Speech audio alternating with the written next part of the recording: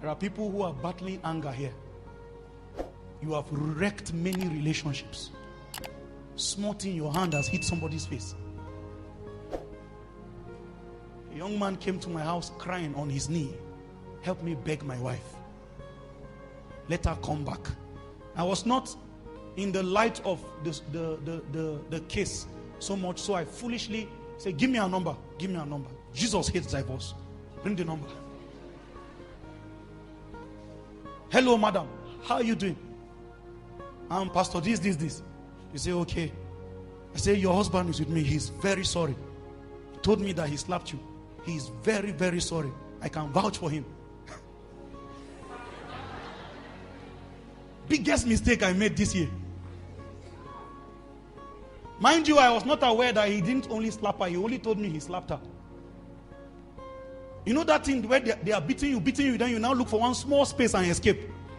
That was how the woman escaped. It was a small space.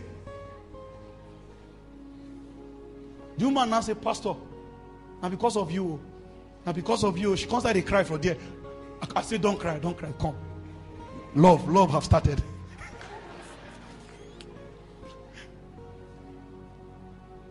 To show you that it's gravity. She came back in the morning, the night of that same day, he beat her. So, when he beat her, in that her cry, he now called me. I was hearing his wife crying. He was now crying and saying he doesn't know what comes over him.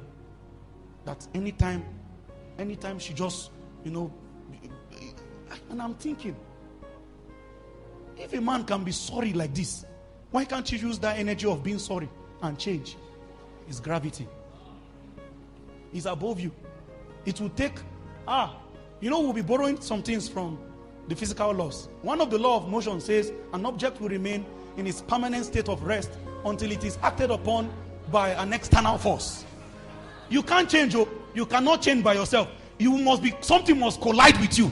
Something will hit you, then change you. You see that addiction, You can't wake up. Stop. Don't be clapping.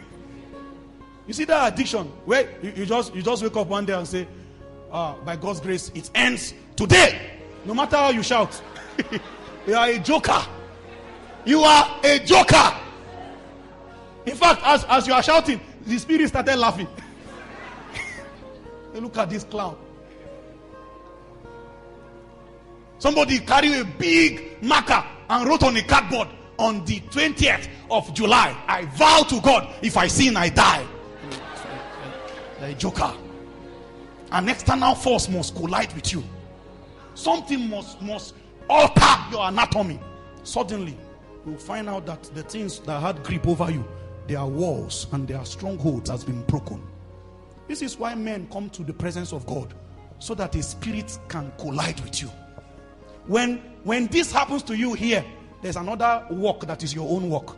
Is to guard your salvation with fear and trembling. How do you guide it? You set systems and laws around your life. But I see foolishness in our generation. People start by trying to set systems without encountering a force to break the hold that colonizes their will.